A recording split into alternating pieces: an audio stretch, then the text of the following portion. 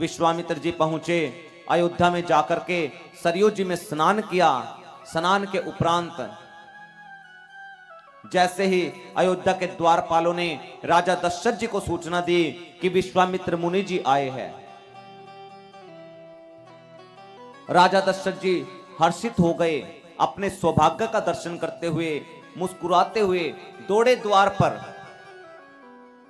ब्राह्मणों को मंत्री गणों को साथ लेकर के विश्वामित्र जी के चरणों में प्रणाम किया।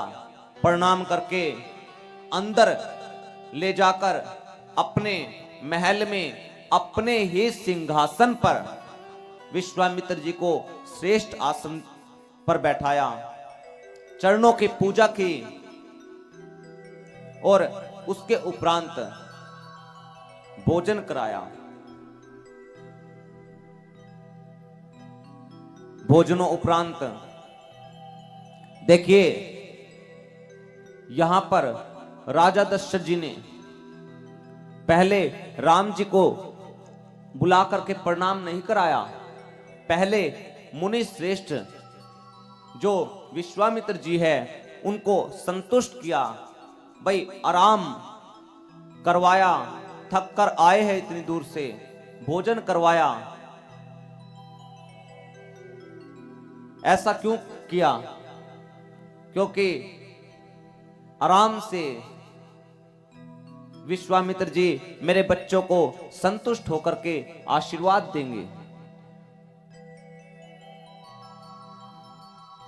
फिर बुला करके राम जी को और राम जी के साथ तीनों भाई आए, आकर प्रणाम कराया।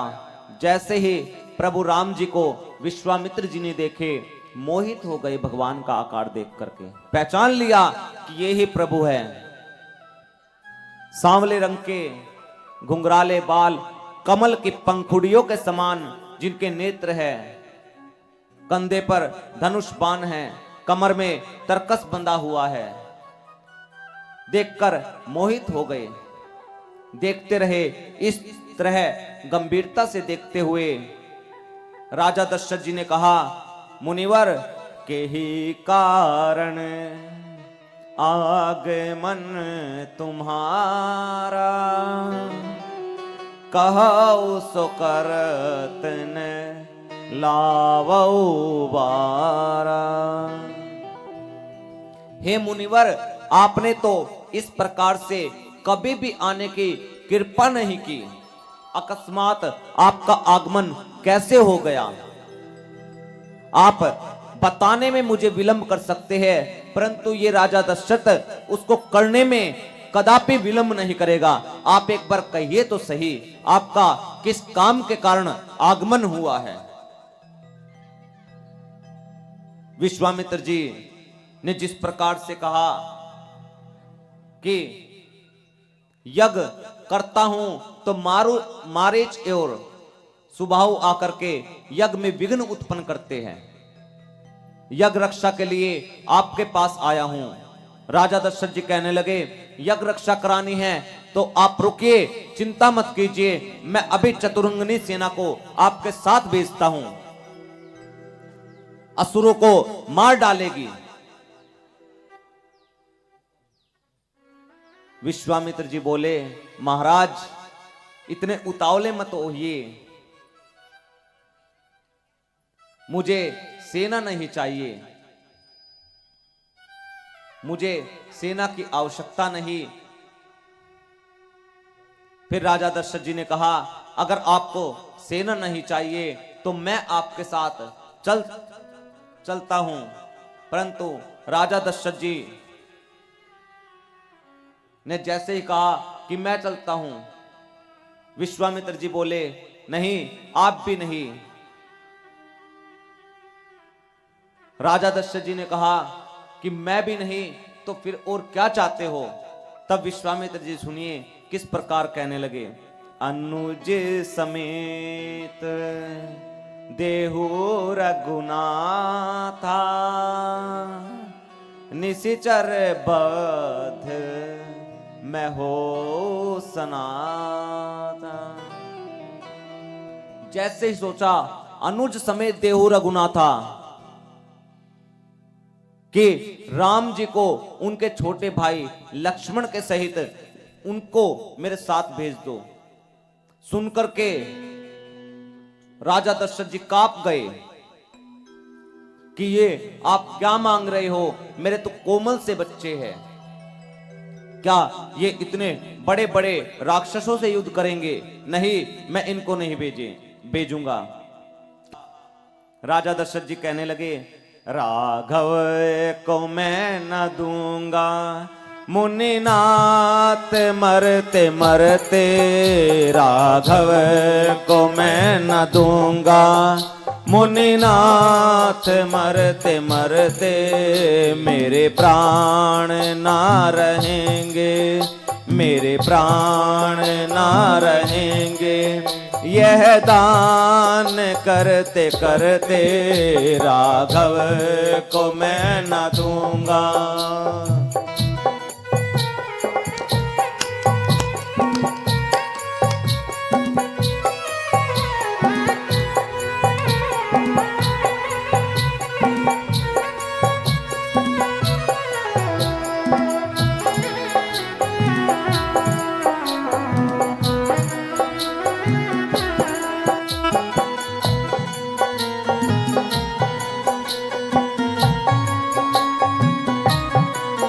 राघव को मैं न दूंगा, राघव को, गाइए गाइए, राघव को मैं न दूंगा, मुनिनाथ मरते मरते, राघव को मैं न दूंगा, मुनिनाथ मरते मरते, मेरे प्राण ना रहेंगे, मेरे प्राण ना रहेंगे, यह दान करते करते, राघव को मैं न दूंगा।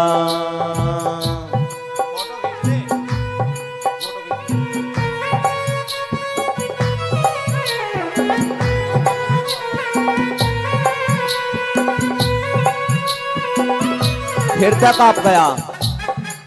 क्या कहने लगे, हे मुनिवर, ऐसा हो सकता है कि जल के बिना मछली जीवित रह जाए, परंतु ये जो राम जी है, इनके बिना ये दशरथ जीवित नहीं रहेगा।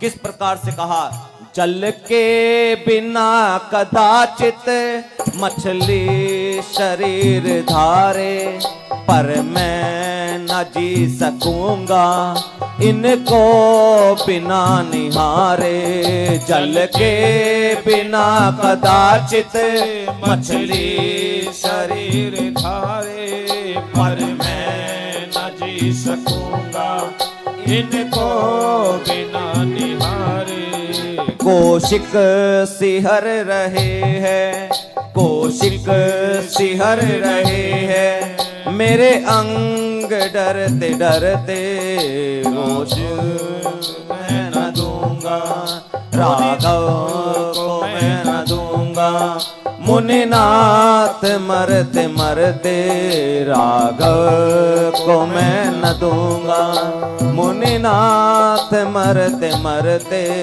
मेरे प्राण ना रहेंगे, मेरे प्राण ना रहेंगे, यह दान करते करते, राघव को मैं न दूंगा।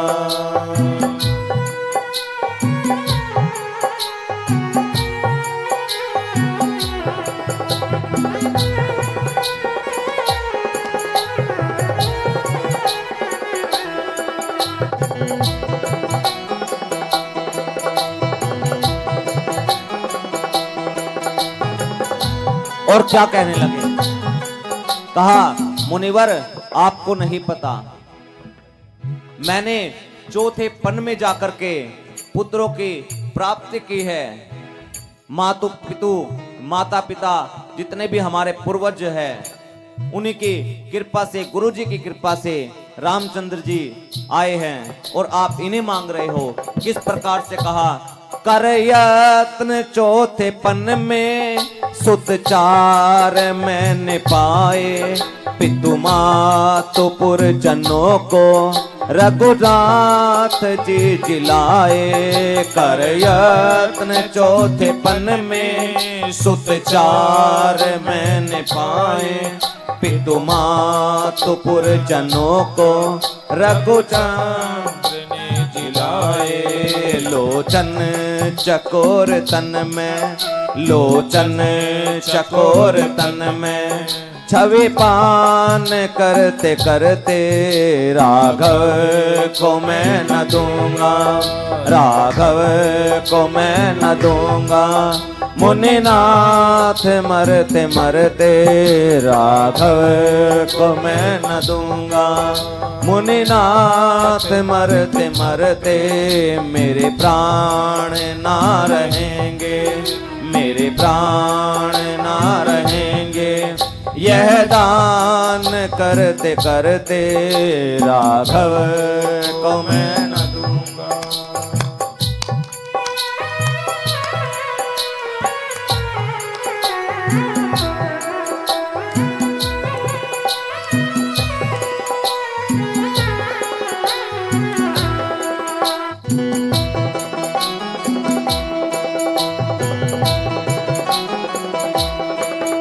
और क्या कहा, अमंगल को हरने वाले हैं प्रभु राम जी। अगर राम जी यहां से चले गए, मंगल भवन ही यहां से चले गए, तो कौशल, जो कौशलपुर है, अयोध्या को कौशलपुर भी कहा जाता है, ये उजड़ जाएगा। क्या कहा, चलते बिलोक प्रभु को होगा उजाड़ कौशल। मंगल भवन के जाते संभव कहाँ है मंगल। चलते बिलोक प्रभु को होगा उजाड़ कौशल। मंगल भवन के जाते संभव कहाँ है मंगल।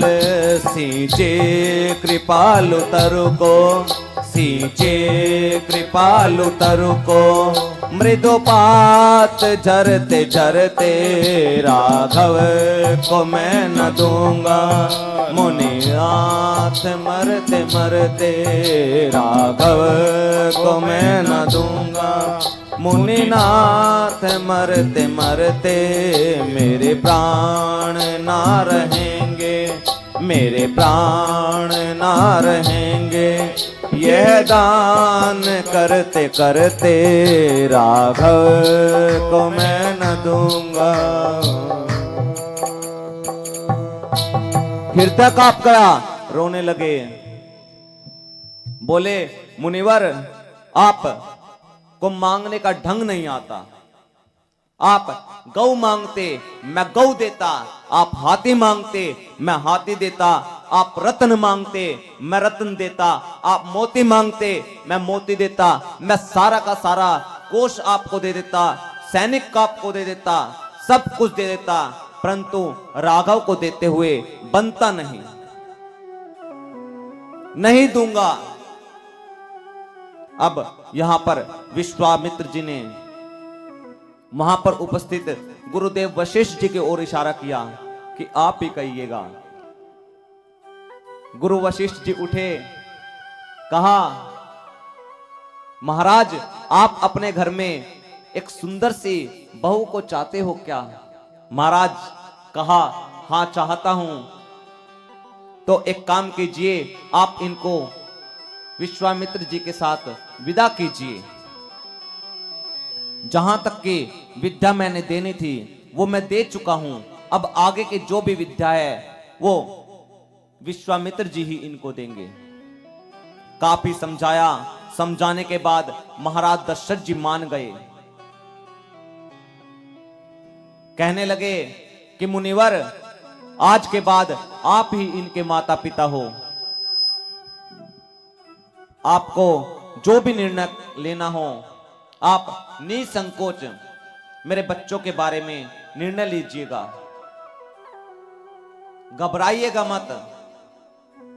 राम जी को, लक्ष्मण जी को कहा कि आज के बाद इनको ही आप माता पिता गुरु मानना। अब राम लक्ष्मण जी गए, तीनों माताओं की आज्ञा लेकर के चरणों में प्रणाम करके आए, गुरु वशिष्ठ जी के चरणों में प्रणाम किया। गुरुदेव वशिष्ठ जी के चरणों में प्रणाम करने के उपरांत पिता दशरथ जी के चरणों में प्रणाम किया। आंखों में राजा दशरथ जी के नेत्रों में अश्रु तो है, मन दुखी है, परंतु गुरु जी की बात टाल नहीं सकते। विश्वामित्र मुनि जी के साथ विदा कर दिया। राम लक्ष्मण जी विश्वामित्र जी के साथ चले। बीच में एक ताटक नाम का वन था।